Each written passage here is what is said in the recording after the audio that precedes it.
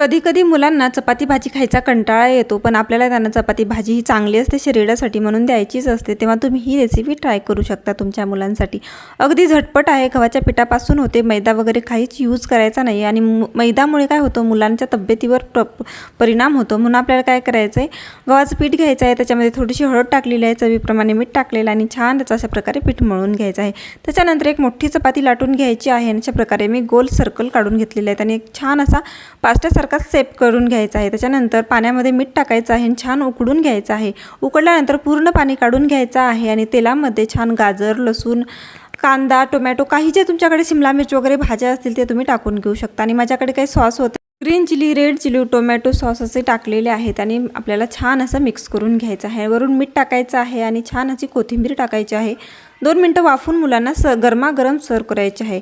नक्की तुमच्या मुलांना आवडेल आणि प्लीज आवडली असेल तर सबस्क्राईब करा. Bye bye.